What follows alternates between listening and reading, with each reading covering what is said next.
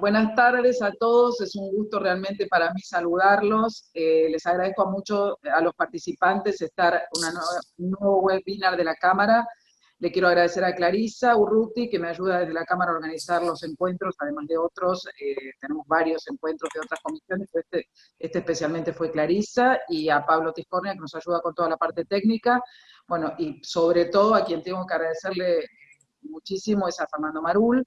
Después de mi presentación, Clarisa les va a dar los datos de cómo acceder a las preguntas y respuestas, y luego le vamos a dar la palabra al orador. Él nos va a hablar sobre el nuevo canje de la deuda externa. Si esta vez sale bien, vamos a ver, y hace algunas preguntas, cómo llegamos hasta acá. El canje externo está cerca del ideal entre gobierno y bonistas, y después del canje, ¿qué pasa? ¿Qué pasará entre el periodo 2020 y 2023? Todo una incógnita. Fernando Marul habló rápidamente de su currículum, es actualmente quien lidera la consultora económica FMIA, Economía y Finanzas. Él es economista de la UCA y tiene posgrado en UBA. Su especialidad es la macroeconomía y mercados financieros. Anteriormente fue economista en el Ministerio de Hacienda de Argentina, manejo de inversiones en Banco Itaú, Argentina y Chile, con foco en activos de Argentina y América Latina. Además, inició su carrera como economista en jefe en la consultora económica del economista Julio Piecart, y además, bueno, dictó clases de economía y finanzas en la UBA, en la UADE, y es coautor de un plan financiero para la nueva administración y claves del retraso y del progreso de la Argentina. Bueno, Fernando, 1.000.000 realmente de gracias a vos y a Crédit Agricole, que te presentó, a Sebastián Gurmendi, a Sebastián Fernández Vila, que nos dio la gran idea de invitarte. Así que les agradecemos a Sebastián Gurmendi también, y a todo el equipo de Crédit Agricole que nos ayudó a coordinar esta charla, y a vos por estar acá a disposición de los socios. Así que muy amable. Ahora le paso la palabra a Clarisa para los temas logísticos, y después ya vas a tener la posibilidad de conversar. Gracias, muchas gracias, Liliana. Gracias, Liliana. Bueno, yo simplemente quería contarles que voy a estar moderando el tema de preguntas y respuestas. Fernando va a contestar todas las preguntas al final de su charla, y les pido por favor que las preguntas las hagan por escrito en el espacio de preguntas y respuestas que van a encontrar en Zoom, en la pantalla arriba. Hay un espacio que se llama preguntas y respuestas. Las escriben por ahí, las pueden ir escribiendo a medida que él va dando su charla si les surgen las preguntas, y yo las voy a ir leyendo al final en orden que vayan apareciendo. No hagan las preguntas a través del chat para no crear confusiones y que se pierda alguna pregunta y no la leamos. Queremos leer todas las preguntas para que todos se saquen sus dudas. Por el chat sí pueden hacer alguna consulta técnica si tienen algún problema, pero las preguntas las canalizamos a través de preguntas y respuestas por escrito. Si te parece bien, entonces, Fernando, ya te cedo la palabra. Te agradezco yo también por estar acá, y a Sebastián Fernández Vila y Sebastián Gurmendi por habernos hecho este contacto. Gracias. Bueno, muchas gracias por la invitación a la Cámara. Muchas gracias, Sebastián Gurmendi y Sebastián Fernández Vila por la invitación también. Clarisa y Pablo también por las gestiones para organizar este Zoom. Bueno, ya más o menos la introducción de básicamente a qué nos dedicamos acá en la consultora, y como les comentaba recién a Liliana, que es un tema que a mí me apasiona. No sé si será por el perfil de argentino, pero el tema de la deuda pública siempre me gustó mucho, y en el mercado financiero uno también la verdad que es clave saber los números, y sobre todo un poco la historia, porque el manejo de los números permite ver un poco para qué puede esperar uno para adelante.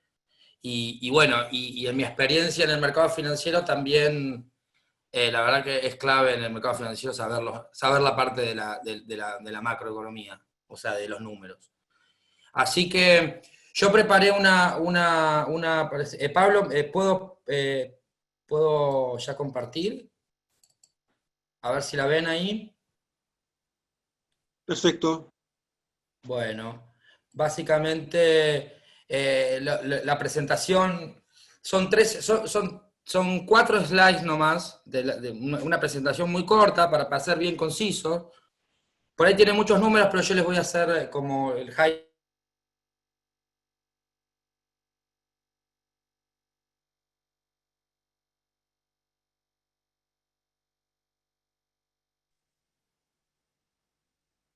Se cortó la conexión de Fernando, me parece.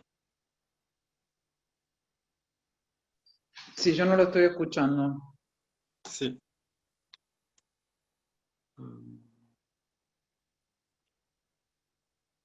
A ver.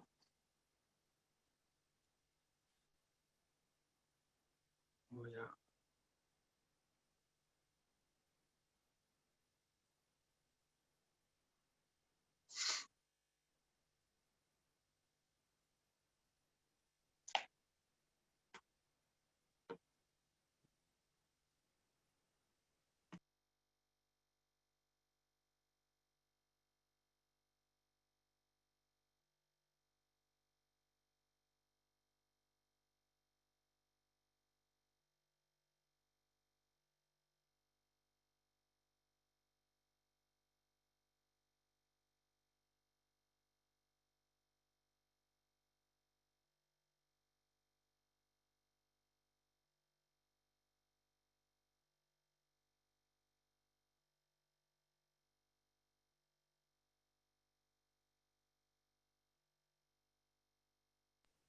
Ahí va, parece que se está reseteando.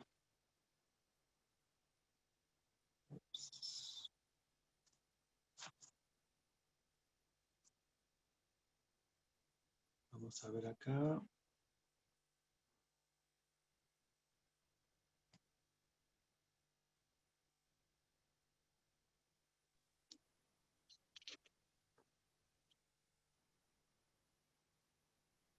Ahí está, me parece que te recuperamos ahí, Fer, a ver. Tenés el micrófono apagado, ¿eh?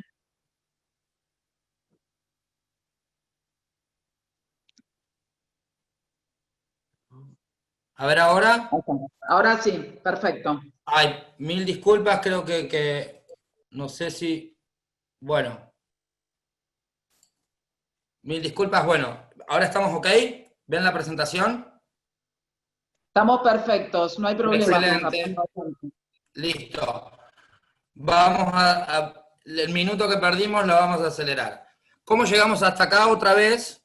Que es básicamente, después una idea del canje externo, que es básicamente, voy a comentar cuál es la oferta y la contraoferta del canje externo que se está discutiendo hoy, y después después del canje, ¿qué? ¿Sí? Pensando un poco para el empresario, el director de finanzas, que se está preguntando, bueno, si cerramos el canje, ¿qué va a pasar?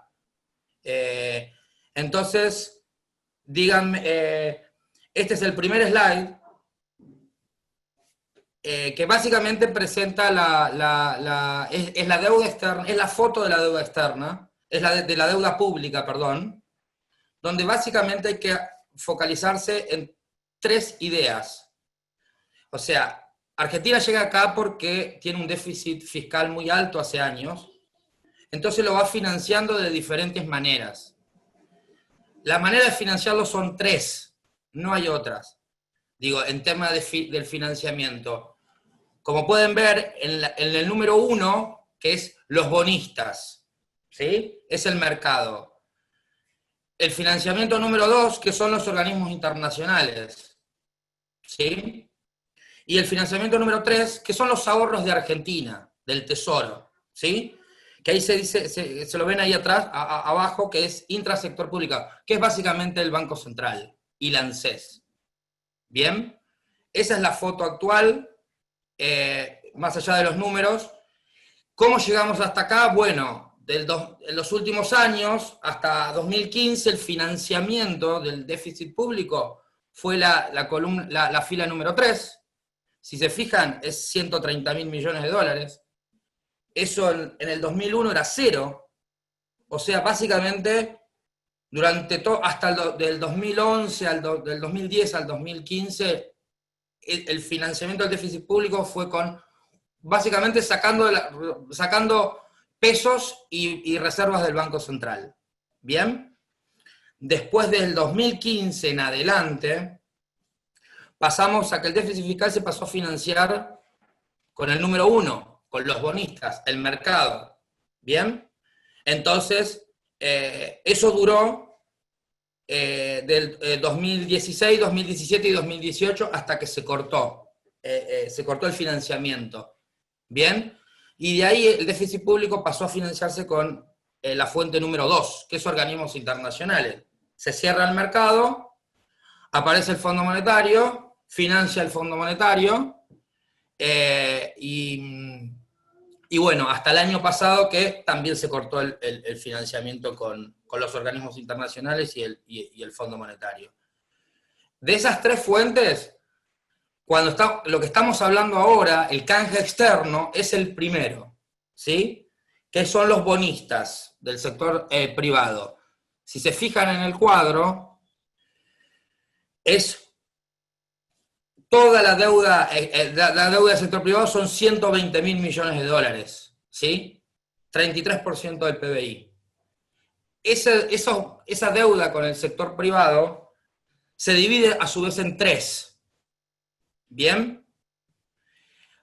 Ley extranjera, que es el canje externo que estamos hablando ahora. Si se fijan, yo lo resalté en rojo, es 66.000 millones de dólares. La segunda es los bonistas que tienen bonos ley argentina, que también forman parte del canje global, pero no es el tema que estamos hablando ahora, sino que ahora solamente estamos hablando, este canje externo es solamente la fila que está en rojo. Los bonos ley, la deuda ley argentina en dólares, que si ven ahí es 18.000 millones de dólares, que para Argentina es muy importante. ¿Por qué? Porque está esperando que se resuelva el canje ley extranjera, porque después viene el canje con ley argentina. ¿Ok? Si se fijan ahí, ¿qué incluye los bonos de ley argentina? Los bonos del canje 2005 y 2010, los famosos bonares 24, bonares 20 y las letes en dólares. Todo esto se reperfiló a diciembre, pero eventualmente, bueno, al menos el gobierno está diciendo que cuando cierren el canje externo, van a continuar con el canje de bonos ley argentina. Ahora volvamos a los bonos ley extranjera, que es el canje externo. Si se fijan ahí, de los 66.000 millones está compuesto por dos tipos de bonos. Uno que es canje, los bonos K que le dicen, que surgieron en el canje 2005, esos canjes 2005 vienen de la década del 90. Esos bonos del 2005 vienen a su vez de los famosos globales de la década del 90. Y después, 41.000 millones de dólares que están compuestos por los bonos nuevos, que son los famosos bonos M, ¿sí? Que fueron los que se emitieron a partir de abril del 2016. ¿Sí? Que fue, el puntapié fue en abril del 2016, cuando Argentina coloca para pagarle a los holdouts, ¿sí? Que coloca 15.000 millones de dólares, le paga a los holdouts y empieza a financiar y vuelve al mercado. ¿Bien? Este es el universo que estamos hablando ahora, porque hay veces que estos son los famosos 66.000 millones de dólares. Si uno se fija, son 66.000 millones de dólares. Estamos hablando, la deuda externa es 18% del PBI. No es el 90% de la... ¿Se acuerdan que siempre se dice, no, Argentina tiene una deuda del 90%? La deuda del 90%, si se fijan abajo, de ese 90%, 36% es intrasector público. O sea, el Tesoro le debe al Banco Central, el Tesoro le debe al ANSES. Bien, entonces... ¿Qué tenemos acá? De esto es lo que se está discutiendo, y acá es donde aparecen las negociaciones que empezaron hace 4 meses más o menos, y que ahora les voy a contar un poquito cómo fue la evolución de estas negociaciones. Por eso podemos pasar a la página 2. Acá lo que hay es la segunda parte, la segunda slide de la presentación, es el canje externo. Es un cuadro que básicamente lo que dice es, si se fijan en las filas, es cuál es la situación de hoy, que es pre-canje, en la primera columna, es la primera oferta del gobierno, la segunda oferta del gobierno, y la contraoferta, la última contraoferta de los bonistas. ¿Ok? Y el cuadro está separado en básicamente, dice, bueno, el gobierno ¿qué ofreció en términos de capital? ¿Qué ofreció en términos de cupón de interés? ¿Qué ofreció en términos de endulzante? ¿Y cuánto vale esa oferta? Y abajo al final, después lo van a ver, pero más o menos, yo ahora les voy a comentar los números, dice, bueno, ¿cuánto vale la oferta y cuánto implica pagar en los próximos 4 años? ¿Cuánto implica pagar en los próximos 10 años de esa oferta? ¿Y cuánto implica ahorrar en términos de esa propuesta? ¿Ok? Entonces nos focalizamos en la primera columna que dice precanje, que es básicamente el motivo por el cual se está reestructurando la deuda. Esa es la situación de hoy, previa al canje. Son varios bonos con un cupón de interés de 7,5%. Esta es la deuda que se va a reestructurar, y que en los próximos 4 años había que pagar 27.000 millones de dólares. ¿Sí? Y en los próximos 10 años, 68.000 millones de dólares, entre capital e interés. ¿Bien? Entonces, bueno, ahí empieza, esto es impagable para un país como Argentina, donde se le cerró, acuérdense el primer slide, donde se le cierra el mercado, estos montos básicamente no se pueden pagar, o son muy difíciles de pagar, sobre todo porque se te cerró el financiamiento con organismos internacionales, no tenés reservas, porque si se fijan, hoy son 9.000 millones de dólares de reservas ahí en el Banco Central, entonces hay que reestructurar. Entonces vamos a la segunda columna, que ahí es la primera oferta del gobierno, que fue el 22 de abril. Y fue una oferta muy mala en términos no fue muy amigable, fue bastante agresiva, ¿ok?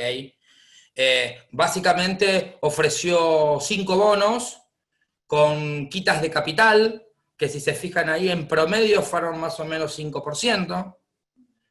No vino con tanta agresividad en lo que es en términos de capital, pero sí vino agresivo en términos de intereses. Entonces, básicamente propuso bajar los bonos de cupones de 7,5% a 2,5%. Esa fue la primera oferta. En términos y no dio nada más, no dio endulzante. En términos de precios, esa oferta valía $41. En términos de pagos, si se fijan ahí, eran pagar solamente 300 millones de dólares durante el gobierno de Fernández. Y si lo miran, es contra 27.000 millones, que era lo que tenías que pagar si mantenés el nivel de el precanje. Entonces ahí, ahí empezó este fue el puntapié. La contraoferta, o sea, del lado de los bonistas, del lado de los bonistas hay básicamente 3 grupos, ¿sí? Están los tenedores de bonos K, los tenedores de bonos M, y un mix de los dos. Básicamente, en términos de precios, para que focalicémonos en 2 números, primera oferta fue $41, y del lado de los bonistas dijeron $61. Nosotros queremos 61 dólares. ¿Qué queremos? Queremos 7 bonos, en vez de 5% de capital, 0% de capital, de quita de capital. En vez de 2,5 de cupón, niveles de arriba de 4,5. Y en vez de un periodo de gracia, que no lo comenté, un periodo de gracia de 3 años, un periodo de gracia de solamente 1 año, ¿ok? Eso en vez de pagar, de que el bonista diga, bueno, yo acepto que me pagues, en vez de 300 millones de dólares que me está ofreciendo, acepto que me pagues al menos 6.000 millones de dólares. Y ese es esa primera oferta fracasó, ¿sí? Esa primera oferta fracasó porque solamente consiguió una aceptación del 13% en total. En particular entraron básicamente los tenedores argentinos. Y no lo comenté, pero las cláusulas de acción colectiva o las mayorías para que el canje sea un éxito son en un tipo de bonos 85%, en los bonos más viejos, los del 2005, y en los bonos más nuevos un mínimo de 65%. Y consiguieron 13%. O sea, entonces, bueno, vino una nueva oferta que todavía no se oficializó, pero básicamente que fue el 26 de mayo, que la dio a conocer el gobierno. Si se fijan ahí, donde en términos de números, mejora 7 dólares la oferta, de 41 a 48, lo ven ahí en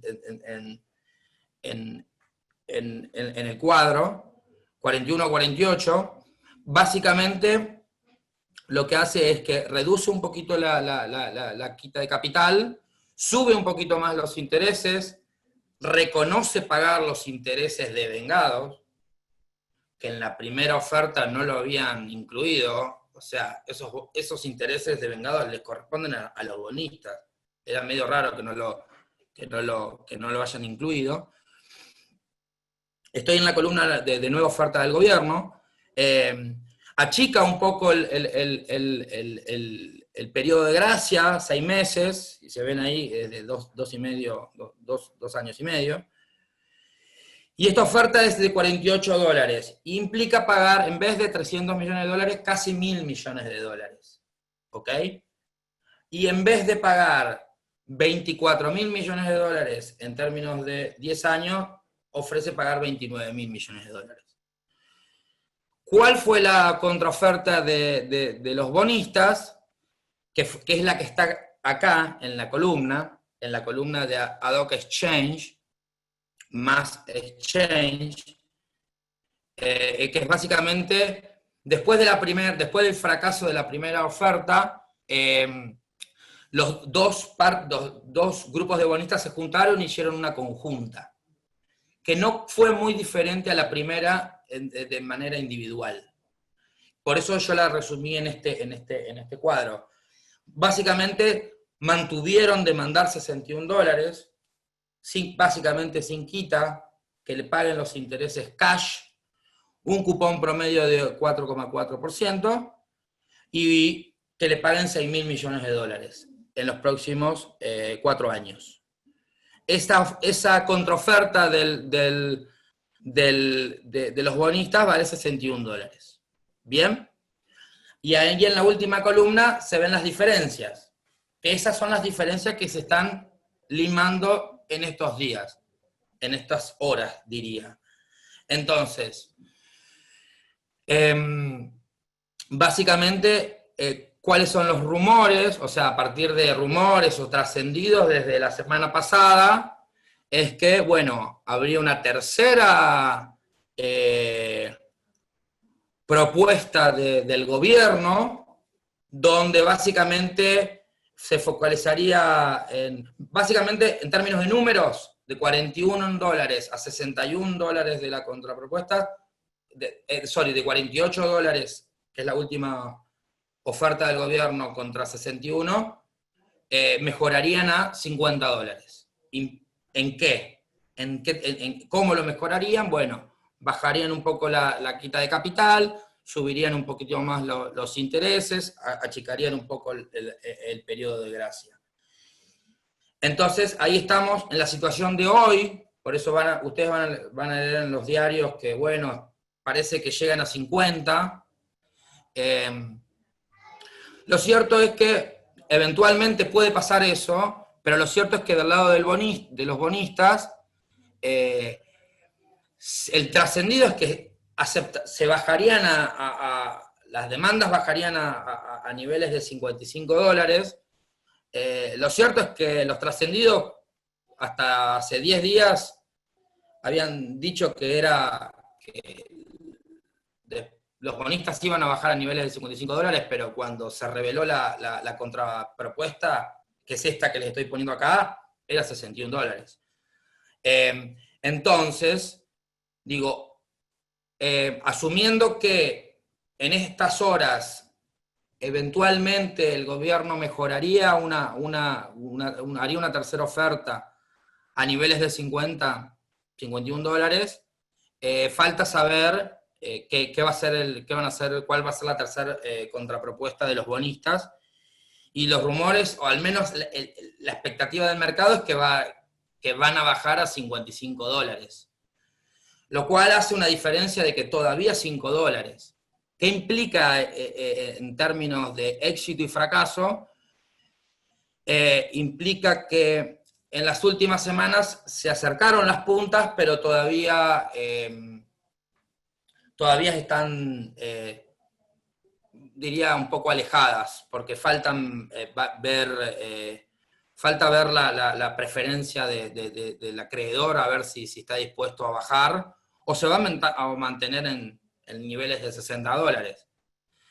El gobierno tiene una expectativa de que si mejora la oferta a 50 dólares, va a llegar a algún tipo de éxito. Lo cierto es que puede llegar a algún tipo de éxito con alguna parte de los bonistas, pero a mí me genera, me da dudas de que, no estoy convencido de que puedan llegar a las mayorías, ¿ok?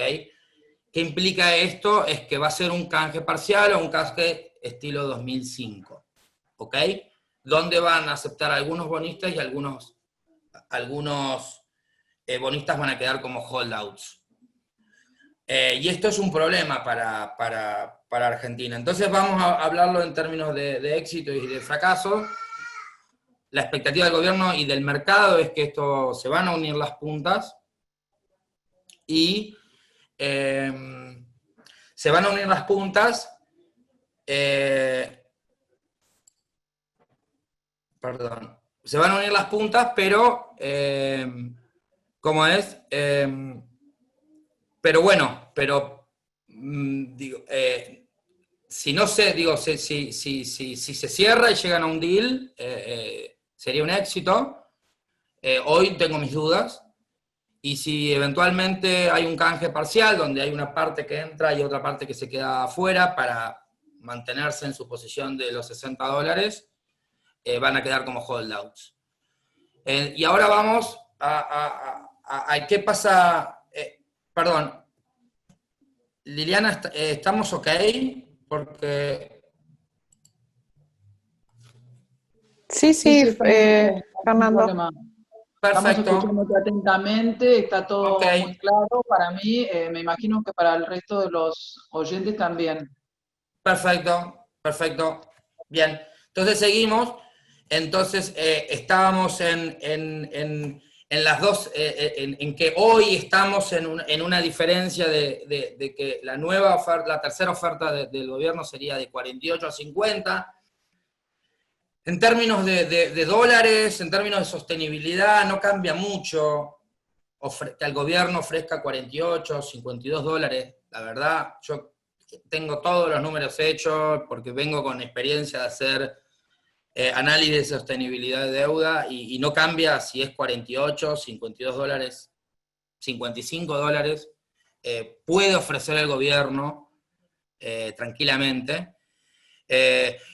Pero bueno, ahí veremos el tema de los acreedores si bajan un poquito las demandas.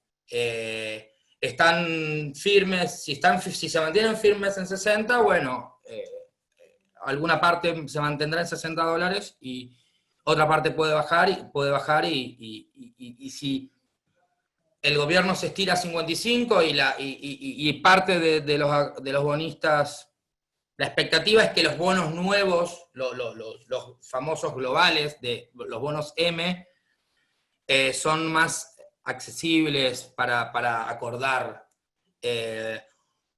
Entonces ahí habría una parte de éxito, pero hay dudas en el caso en el caso de éxito es que con los bonos globales lleguen al 66%. Asumiendo que llegan al 50% en ambos tipos de bonos, todavía todavía lo pueden hacer al canje, pero todavía les va a quedar la mitad el 50% en holdouts. Y es un problema para Argentina. Y es un problema, digo, decir que si quedan muchos holdouts es un problema, medio que lo podemos saber todos. Ahora, me parece lo más interesante es decir, bueno, si es un éxito también, y si eventualmente se juntan las puntas, cerremos en 55, después mírense los números ahí abajo, no son, en términos de dólares no es mucho, 5.000 millones, digo, no son números que puedan afectar digo, no son montos imposibles de pagar para Argentina. Piensen que estamos hablando de pagar 5.000 millones de dólares que pide el bonista contra 27.000 millones que le correspondía cobrar. O sea, la contraoferta del gobierno, de los bonistas es bastante amigable. 60 dólares es... Bueno, ok, estoy resignando, tenía que cobrar 27.000 millones de dólares y voy a cobrar 6.000. Esa es fuerte. Pero bueno, eventualmente si se juntan las puntas y hay un caso de éxito, que por ahí es lo que está descontando el mercado, es lo que está descontando el mercado, entonces bueno, ahí podemos entrar en el día después. Y en el día después, yo les traje 4 gráficos.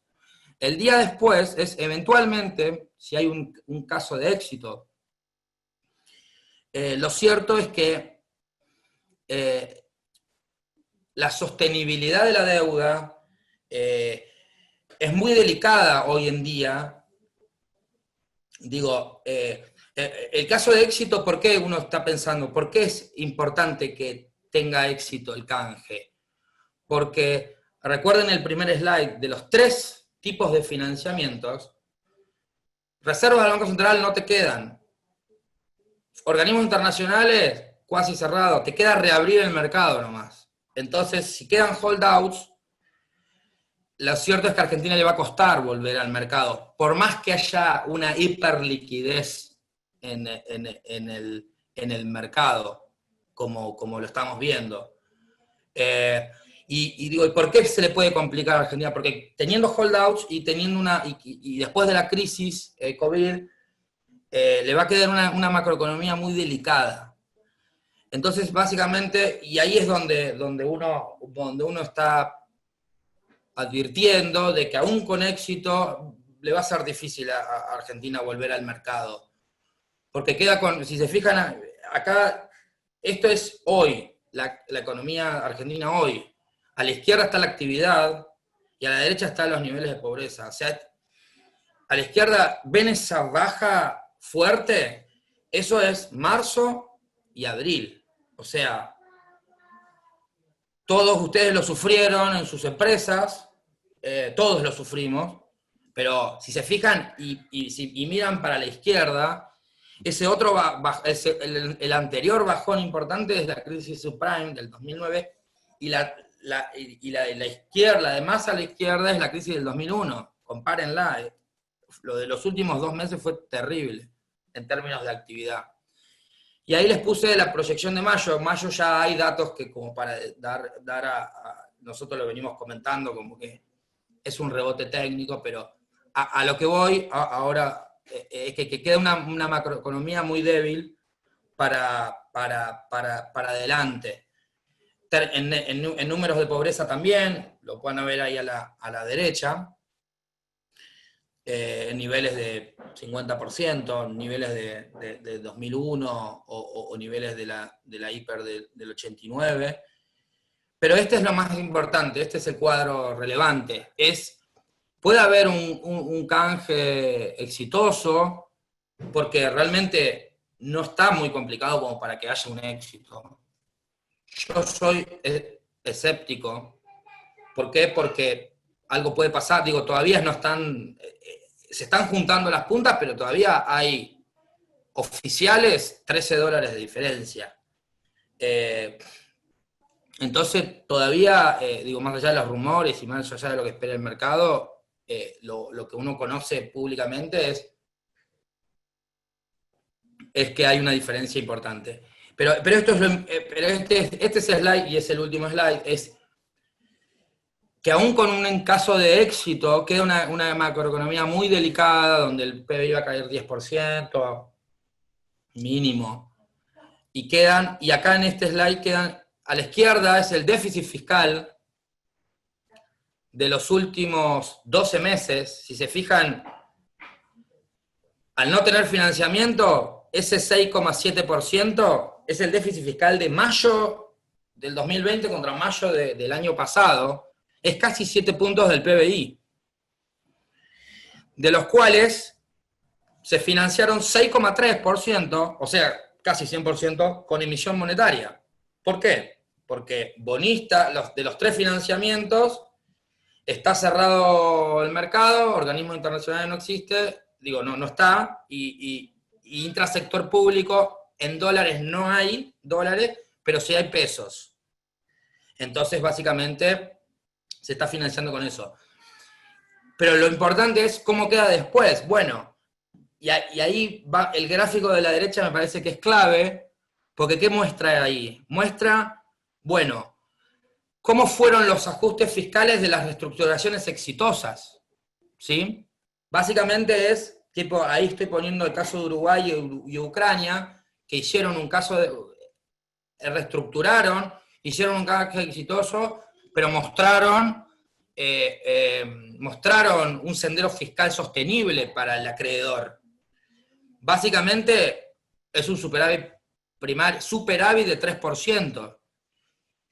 Y si se fijan, abajo, en el gráfico de la derecha,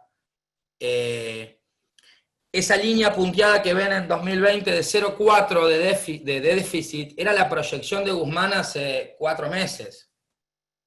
Que fue cuando hizo la primera presentación de la oferta, dijo, bueno, mi sendero va a ser de 0,4 y voy a llegar a un superávit de 0,4 en 2023. Ok, pero la crisis, por lo que le estuve comentando recién, te llevó a que en el año el déficit primario sea 5 puntos mayor. Bien, y acá es donde está el problema el día después. O sea, uno puede hacer un canje con éxito, porque las puntas se están acercando, pero queda una macroeconomía muy dañada y sobre todo un sendero fiscal que está insostenible. Y no hay señales de que vayan a mejorar. Así que esa es más o menos lo que tenía para contarles hoy.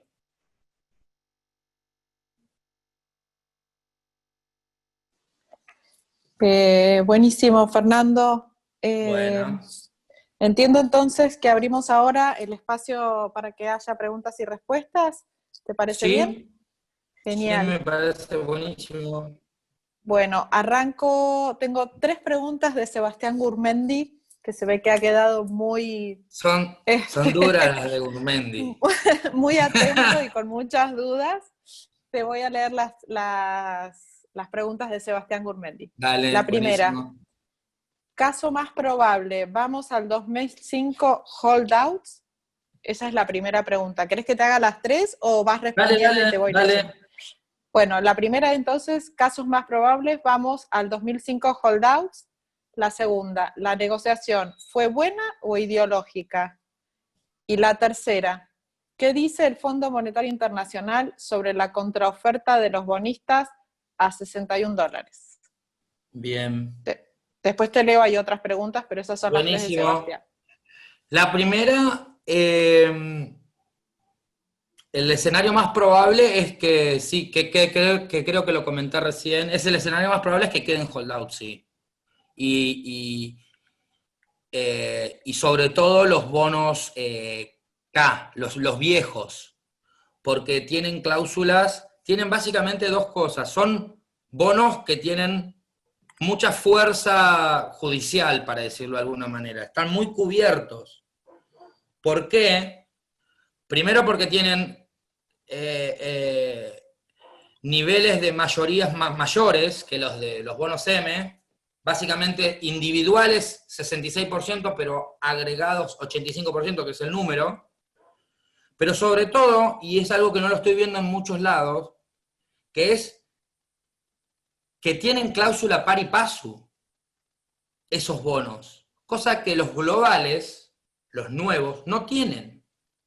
Digo, son como en el mercado les decimos la resistencia a los famosos, a los tenedores del discount, ley extranjera, los famosos DISI, porque son los que tienen la posición más fuerte legal como para exigir más. Entonces, si no le ofrecen un buen canje, no van a entrar. Esa es la primera respuesta. La segunda fue si fue una buena negociación o una ideológica. Empezaron muy mal. Creo que yo desde diciembre vengo diciendo, es como que los niveles de deuda, es como que es fácil de arreglar, pero hicieron una lectura mala de la macroeconomía, de la economía, de los números, o sea, fueron a buscar una oferta estilo 2005, cuando no ameritaba hacer ese tipo de oferta. Digo, si bien los vencimientos son altos, pero con otro mercado, con otro, no quiero decir con otro presidente, pero con otro manejo más amigable, lo podías por ahí financiar. Y si fue ideológico, creo que empezaron ideológicos, que es esto que te estaba diciendo, y después, con el fracaso, se dieron vuelta y fueron más pragmáticos. ¿Y qué es lo que hoy se está viendo ahora? Igual, yo creo que el mercado y los diarios por ahí están un poquito más optimistas de lo que yo por lo menos, que uno que mira con los números. Y la tercera era que la recomendación del fondo, si el número que hay que tener en radar con el fondo es que hizo un análisis de sostenibilidad y dijo, de todo el canje, o sea, tiene que ser un ahorro por los próximos 10 años de entre 50.000 millones de dólares y 85.000 millones de dólares. ¿Bien? Pero ¿qué es lo que está asumiendo ahí? Está asumiendo también, ese número implica, asume algo sobre qué va a pasar con el ahorro que va a aportar los bonos ley argentina también. Por eso estos números que están acá, en la presentación, esto es solamente lo que aporta los bonos ley extranjera. Todavía faltan sumarle más o menos para que tengan en radar. Si los bonos ley argentina reciben la misma oferta que el gobierno, que les hizo el gobierno a los tenedores ley extranjera, más o menos se ahorran 12.000 millones de dólares. Eso se acerca a los 50.000 millones de dólares. ¿Me explico?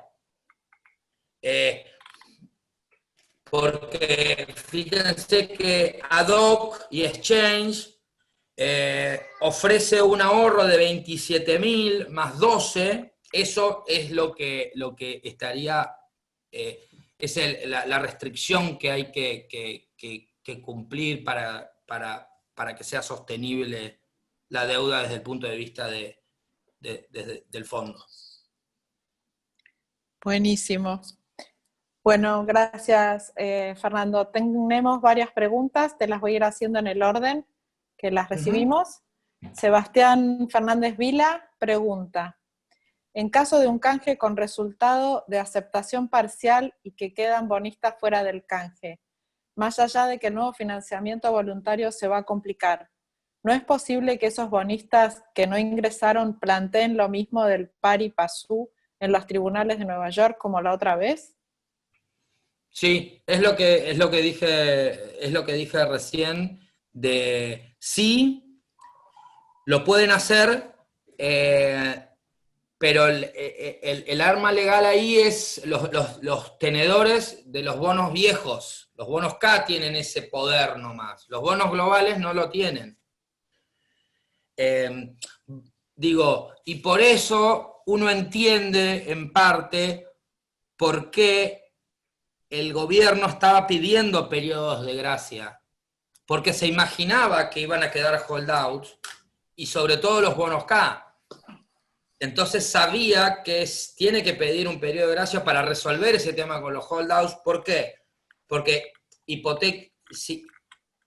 imaginemos que arreglan y en 6 meses, y quedan holdouts, y en 6 meses le hacen un pago, los tenedores del DICI pueden ir a bloquear ese pago y hacer caer el canje. Que creo que es Muy lo que... bien. Bien. Perdón, no sé si por ahí te interrumpí y no habías terminado, Fernando. No, perfecto, perfecto. Bueno, sigo. Entonces, ahora Fernando Pano pregunta, si el éxito del canje no nos garantiza el ingreso al mercado de deuda, ¿tiene sentido apurarse a cerrarlos? Plazos tentativos para no entrar en juicios hacia Argentina.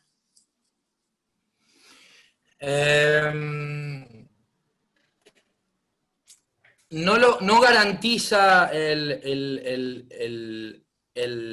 la vuelta a los mercados. Digo, partamos de la base que Argentina necesita volver a los mercados.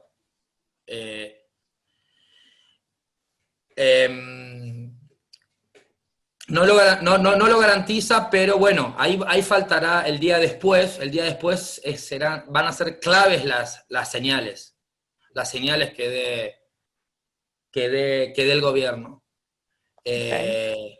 No sé si lo haremos con el actual ministro de Economía, de Hacienda, o terminado el canje, venga otro un poco más, que dé otro tipo de señal. Pero si se fijan en la presentación, un canje exitoso que sea sostenible requiere que dé señales de ahorro fiscal.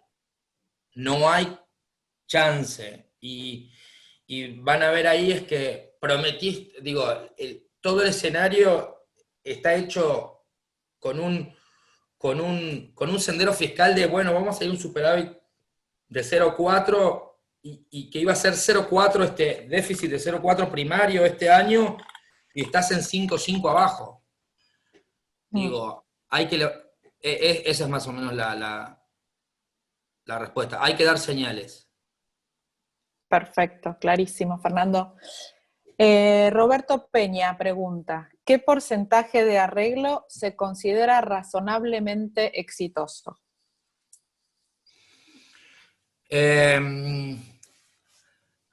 Exitoso, porcentaje yo diría que arreglen con los globales. O sea, de los dos tipos de bonistas que arreglen, que lleguen eventualmente al 66% de los globales. Los bonos K no lo veo, los viejos no lo veo, pero un número, y pensemos que empezamos con 13%, mejoraste $8, te debe haber llevado a un 30% de adhesión, y si mejora un poco más, y hay algún tipo de arreglo, posiblemente en promedio te lleva un 50%. Para mí sería un éxito. Pero ese 50% implica que consigas las mayorías de los globales que son más accesibles, pero los bonos K son más difíciles. Claro, perfecto, buenísimo. Ariel Báez pregunta, con este escenario donde Argentina continúa con déficit fiscal y sin financiación externa, producto de un holdout, ¿cómo ves el impacto en variables como inflación y devaluación? Bueno, diría, es parte del programa económico, del plan económico que uno está por ahí esperando. Bueno, hay que resolver el tema del canje de deuda porque... ¿Por qué? Porque necesitas ordenar las variables macroeconómicas y el pilar siempre es el orden fiscal. Si no das un orden fiscal, lo cierto es que vas a recordar el gráfico de vas a seguir financiando con emisión monetaria que tiene un límite la emisión monetaria, y eso, entonces estás pensando en la inflación y el tipo de cambio, o sea, ahí el origen es el tipo de cambio está con escasez de dólares, aún con cepos, y por el lado monetario le estás dando mucho a la emisión de pesos. Entonces es una dinámica que no es muy sostenible, y lo cierto es que uno puede retrasar la crisis, o retrasar poniendo más cepos al mercado cambiario, como hace dos semanas, pero si uno no vuelve al mercado con un orden fiscal, la escasez de dólares va a ser cada vez mayor. Y bueno, eventualmente el tipo de cambio oficial lo pueden mantener estos 6 meses más, pero si no se ordenan las variables las variables macroeconómicas, va a ser difícil sostenerlo estable. Y bueno, y obviamente para hacer un número muy... piensen que en Argentina más o menos una devaluación de 10%, 50% va a precios automáticamente. Es así. Muy bien. Genial. Gracias, Fernando.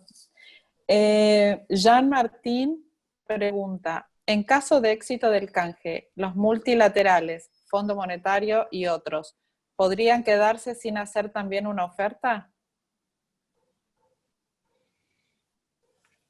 ¿Podrían quedarse sin arreglar? Eso, claro. Entiendo que sí, la pregunta dice, en caso de éxito del canje, si los multilaterales podrían quedarse sin hacer también una oferta.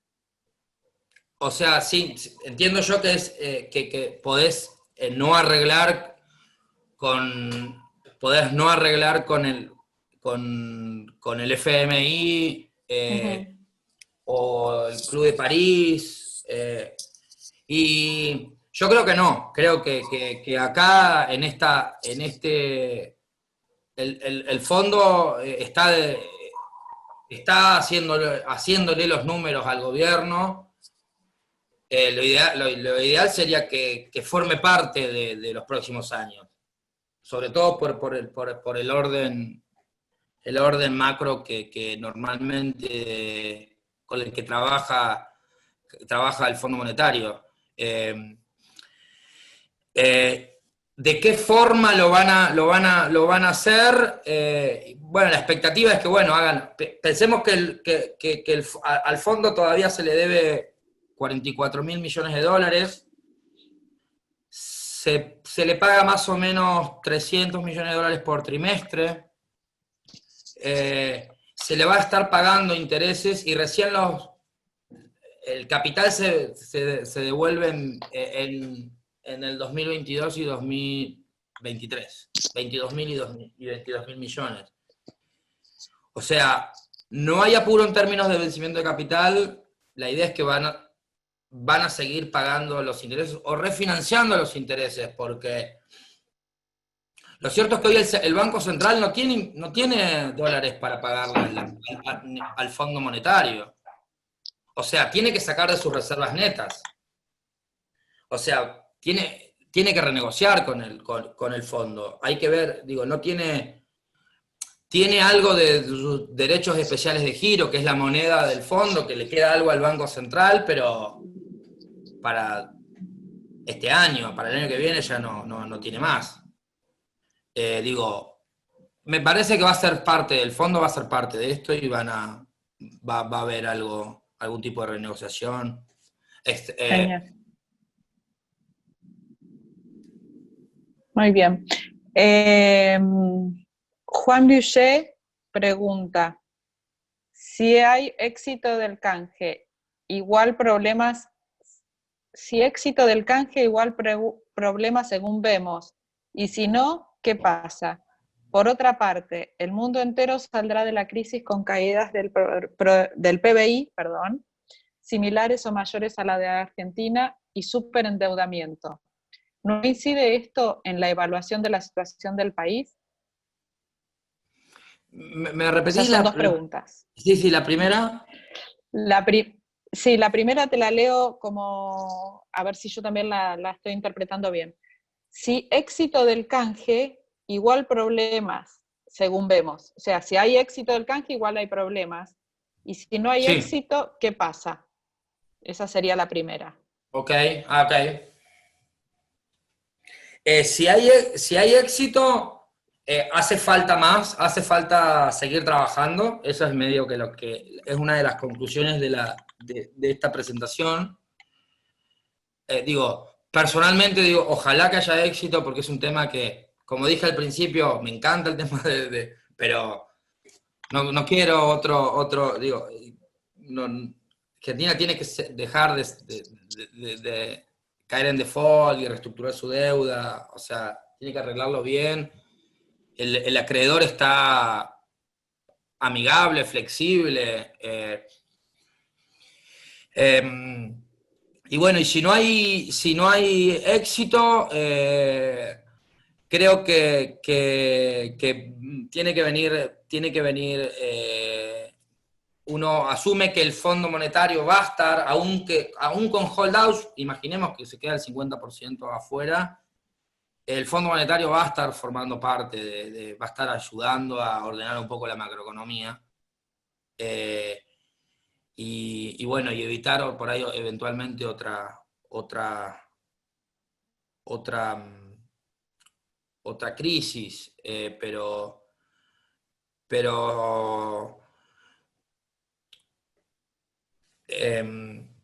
no, bueno, es el escenario donde no hay, si ahí quedan holdados y no hay, fracasa nuevamente el canje, la idea es que queden holdados, pero bueno, que se sigan negociando, vayan negociando, pero esperemos que amigablemente, que se continúen las negociaciones, pueden durar meses. O sea, el caso de Ucrania fue 7, 8 meses, pero digo, el peor escenario es que el gobierno dé por cerrado y vuelva a la posición agresiva, a la posición fondos buitres. Eso es lo peor que uno puede esperar.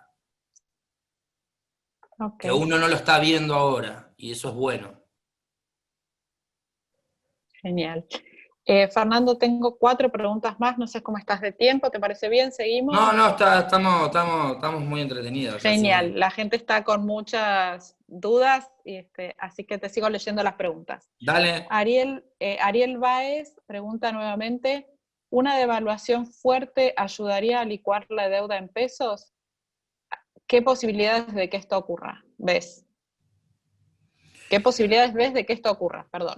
Sí ayuda a licuar la deuda en pesos, pero básicamente se te cae el producto en dólares. Entonces, a la larga, una devaluación te hace, tenés más deuda en dólares que en pesos. Licuás un poco, pero en pesos es la menor parte de la deuda.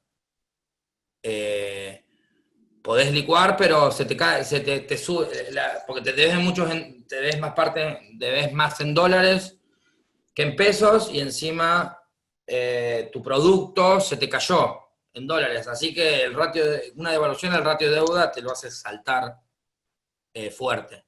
¿Qué es lo que uno hoy en las negociaciones no se está entrando en ese tipo de detalles, pero el gobierno puede decir, bueno, yo devalué, digo, los ratios de deuda en realidad subieron en los últimos meses, porque si estos ratios de deuda están hechos con dólar de 68, recuerden, no están hechos con dólar de 115. Menos mal que no se entró en esa discusión, pero el PBI piensen que se destruyó en los últimos, se destruyó fuerte en los últimos 3 meses. Pero bueno, para responder a la pregunta es sí, licuás, pero una devaluación siempre es malo para la deuda pública argentina. Perfecto, clarísimo. Cecilia Mascardi pregunta, son 3 preguntas. ¿Cómo queda la vida, entre comillas, de las empresas internacionales frente a este panorama? Importaciones y control de cambio. Y, por último, proyecciones de tipo de cambio.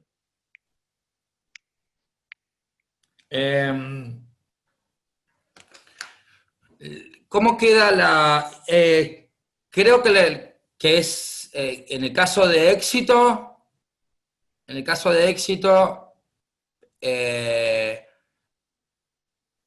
difícil, la verdad, porque uno lo que está viendo es que las soluciones que está dando el gobierno a los problemas de escasez de dólares son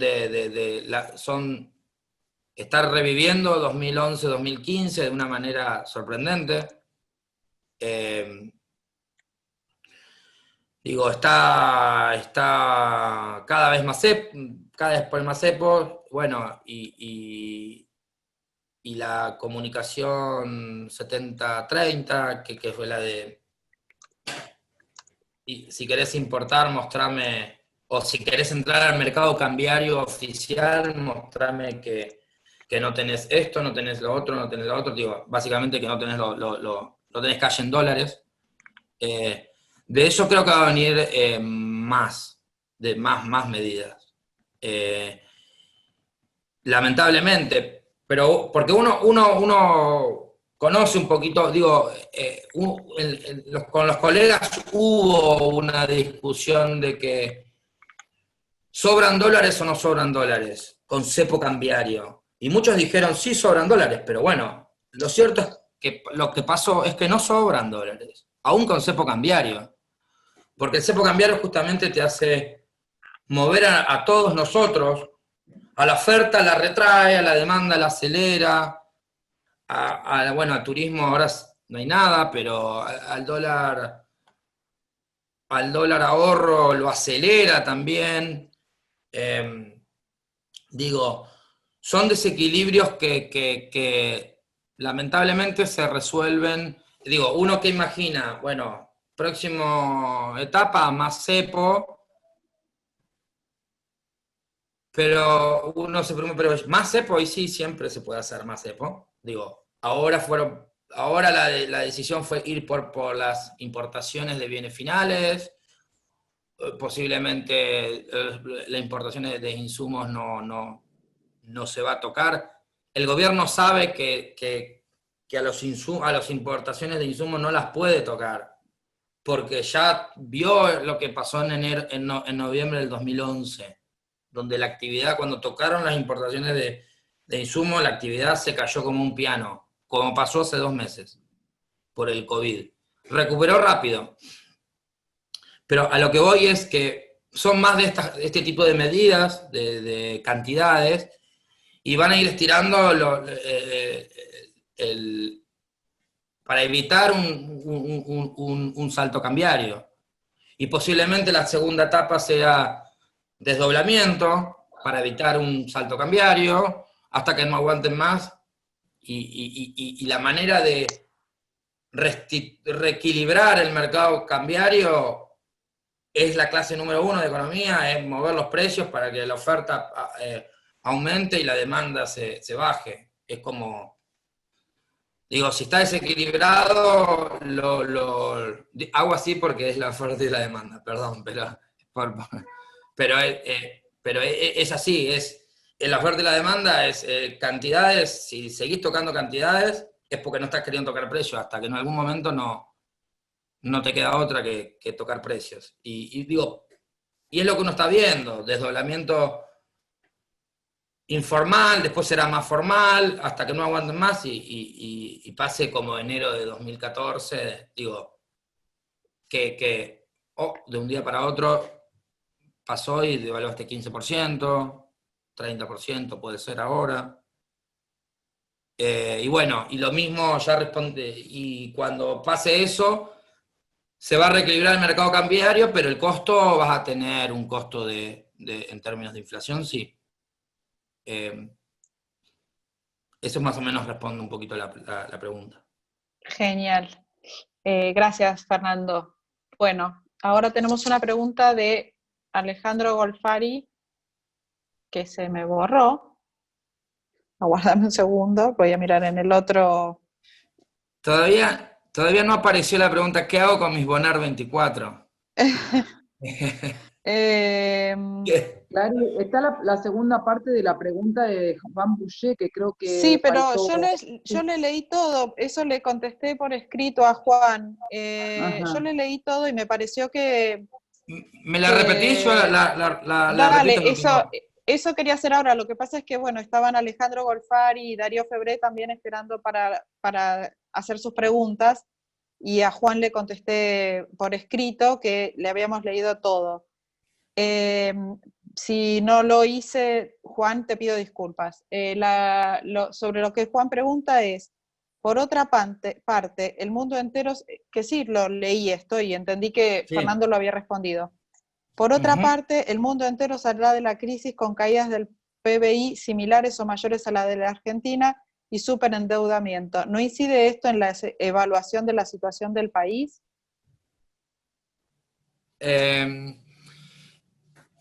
Podría, sí, es buena la pregunta, podría influir en que el mercado va a estar un poco más laxo en demandarle orden fiscal y de deuda a un país como Argentina.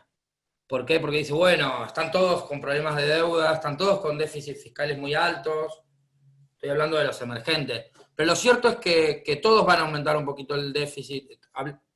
Focalicemos en los emergentes, pero lo cierto es que Argentina juega su propio partido. O sea, Brasil estuvo con problemas de déficit y de deuda y hace la semana pasada fue que colocó al 4%. Estoy hablando de Brasil que venía con un tema, América Latina está colocando muy barato por esto, pero porque también tienen otras historias, tienen otros historiales. O sea, nosotros estábamos acá luchando en separarnos, o estamos en el grupito de Argentina, Ecuador y el Líbano, ahí evitando de de foltear o de reestructurar, pero en el caso de Argentina es clave el plan económico que venga después del canje. Ok.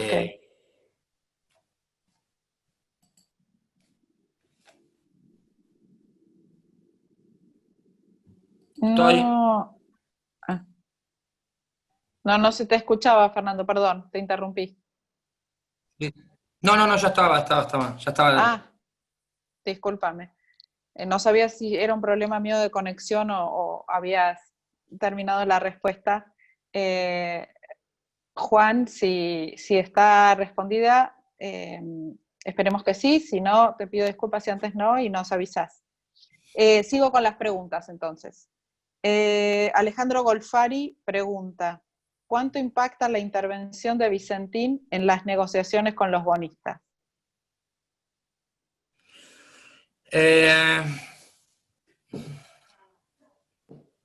Diría que poco.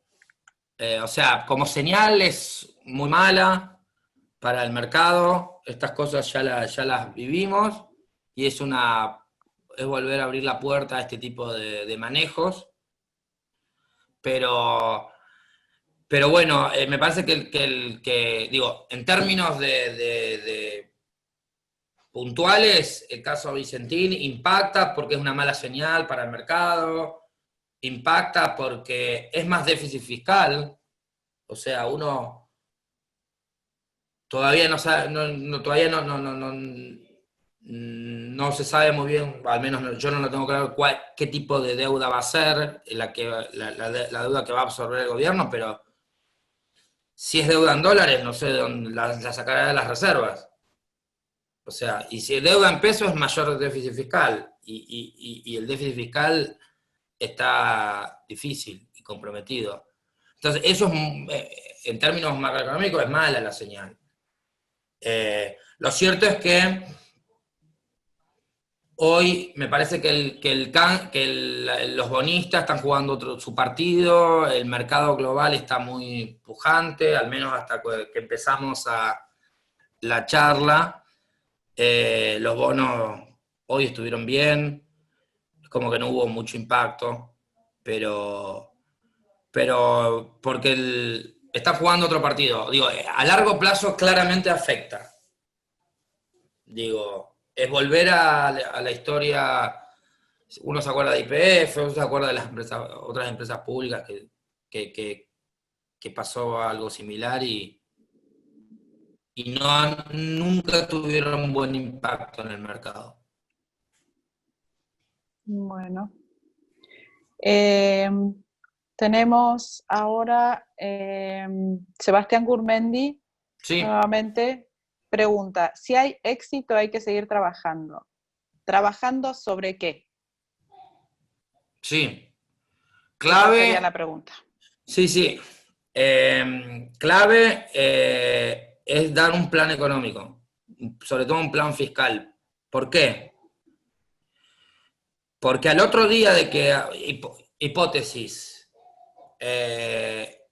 estas deudas se están valuando al 10% una tasa de descuento del 10%, estas propuestas. Porque para hablar el mismo lenguaje lo están haciendo, pero al otro día del caso del éxito, estos bonos nuevos van a valer una tasa de descuento mayor. Digo, y eso es lo que se tiene que para lo que tiene que trabajar el gobierno, y es dar una señal de que va a ordenar el déficit fiscal. ¿Cómo? Y bueno, este gobierno le gusta más empezó en tema, ¿cómo va a ajustar el déficit fiscal? Gusta más de aumentar impuestos que bajar el gasto, eso ya lo vimos. Así que posiblemente venga por más impuestos y por suba de tarifas, seguramente va a venir suba de tarifas, porque es el camino que tiene el gobierno para mostrar un poco de orden fiscal, pero subidas de tarifas como las que venía queriendo aplicar antes de la crisis. O sea, redistributivas, para decirlo de alguna manera. Ingresos bajos, pocas subas de tarifas, ingresos altos, paguen lo que tengan que pagar. Ok. Tengo una pregunta de Darío Febré y después otra pregunta de Sebastián Gurmendi. En realidad no sé si es una pregunta. Sebastián Gurmendi pone jajaja, Bonar 24. No sé, Sebastián, si hay otra pregunta además de esta y yo no la estoy viendo, te pido disculpas. Si la querés volver a escribir porque no la vi, con gusto la voy a leer. Mientras tanto, Fernando, te leo la pregunta de Darío Febré, que dice, el futuro requiere de fuerte reducción de gasto, algo impensado en un gobierno peronista y kirchnerista. ¿Qué otro ajuste o medidas podemos esperar? ¿Devaluación severa? Eso va, ok, algo respondí en la anterior, pero la idea ahí es ¿qué podemos esperar? Y mayores subas impositivas y subsidios. Y bajar subsidios, es decir, ajustar tarifas, pero para los mayores ingresos. Y devaluación voluntaria no va a ser, si será el año que viene. Este año por ahí alcanzan a mantenerlo, a aguantar, pero si va a haber si hay, las probabilidades de devaluación suben todos los días, y si hay, va a ser involuntaria. Y alguien va a haber algún culpable seguramente, como ya pasó. Muy bien. Y bueno, tengo las dos últimas, que en realidad las dos preguntan lo mismo. Una es de Sebastián Gurmendi. Gracias, Sebastián, por volverla a escribir. Te pido disculpas que no la vi antes. Y la otra es de Fernando Pano. Ambos preguntan, ¿qué hago con mis Bonar 2024 o qué pasa con los Bonar 2024? Muy buenas las dos preguntas. La pregunta, porque es importante, porque por eso lo dije como... Lo cierto es que los Bonares 24 es la pregunta porque lo tenemos todos los argentinos al Bonar 24, porque no tiene mínimos, permite ahorrar en dólares, para decirlo de alguna manera. La idea es que, ¿cuál es mi idea? Es que el gobierno, una vez que resuelva el canje externo, dé dos tipos de ofertas, que dé una oferta de bonos similares a los que le dio al bonista externo, pero también va a venir con opciones de bonos en pesos, porque ya lo está haciendo. Si se acuerdan, las LETES en dólares, que tienen la misma estructura legal, diría, que los Bonares 24. Las LETES en dólares se reperfilaron y después se dieron opciones a las salidas de canjearlos por bonos en SER, que ajustan por inflación. Es una especificación voluntaria y creo que va a venir algo de eso. No creo que sea agresivo.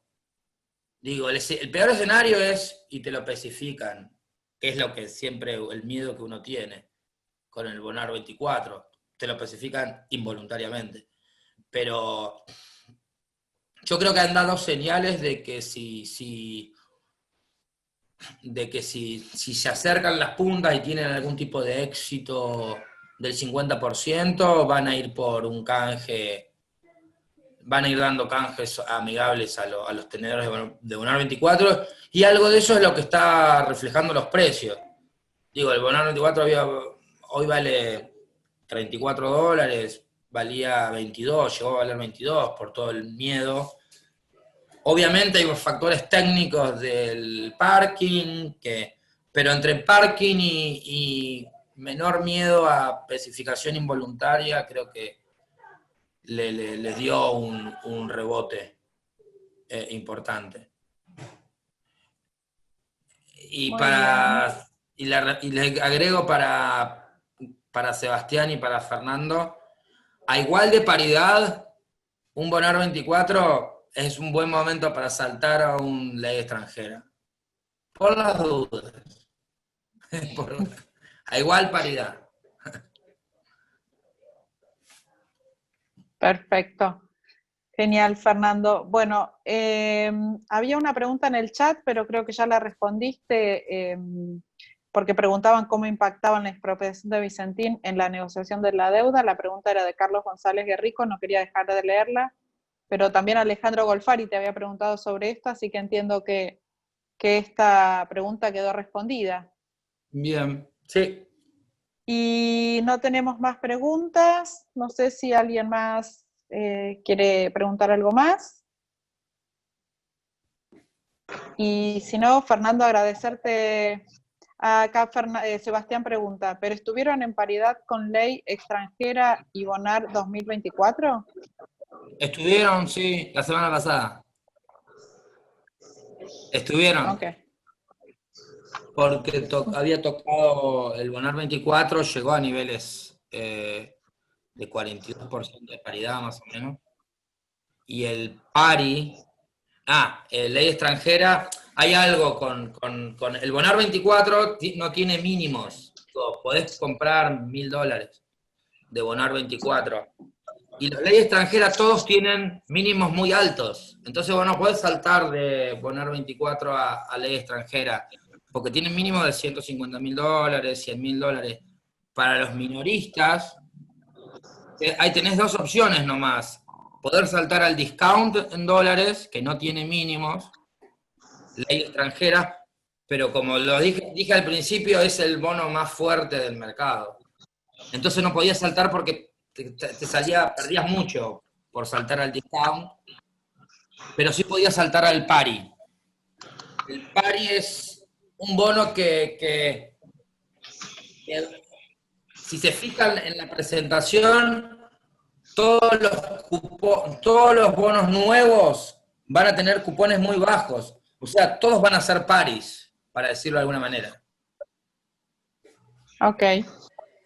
Bueno, Fernando, te agradecemos, yo por mi parte te agradezco un montón, le agradezco a todos los que han hecho preguntas, espero haberlas leído correctamente.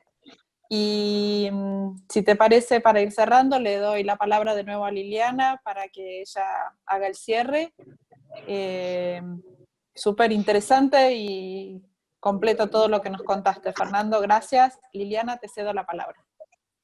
Bueno, muchísimas gracias, Clary. Muchísimas gracias, Fernando. Estuvo todo muy claro. Hay muchos halagos en los chats, así que te queremos agradecer muchísimo tu visión como experto de macroeconomía, de todo lo que va a pasar con el canje. Vamos a ver qué resulta. Ojalá que sea lo más positivo posible. Sabemos que es un desafío para nuestro país seguir adelante con la pandemia, con todos los problemas que tenemos, pero bueno, te dejo para que dejes un saludo final a todos los participantes si querés, y les agradezco a todos los participantes también.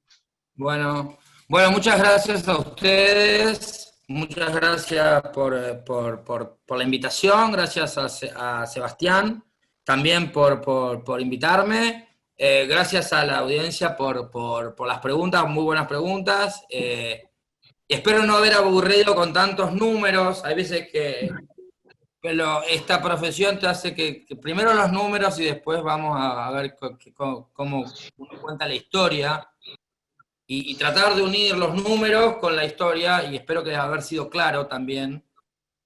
Pero quería dejarles la presentación para que también puedan, para leer el diario les va a ayudar, es una buena ayuda de memoria, porque ahí está toda la información. Entonces, y sobre todo para aclarar conceptos. Y bueno, y ojalá que del futuro nos volvamos a ver, y ojalá que el canje salga bien. Fernando, si te parece, podemos, si vos no tenés inconveniente, compartir con los que estuvieron la presentación, la podemos mandar por mail. Sí, mándanla por mail, por favor. Genial. Muchísimas gracias, Bueno. Fernando, por tu generosidad, por el tiempo que nos dedicaste, por la presentación, y le agradezco también a Sebastián Fernández Vila y a Sebastián Gurmendi que nos permitieron conocerte, que es un gusto realmente conocerte. Esperamos verte algún día personalmente en algún evento de la Cámara. Te vamos a invitar a comer rico en algún buen hotel Buenísimo. para retribuirte de alguna manera. Te mando un beso y muchas gracias a todos los participantes.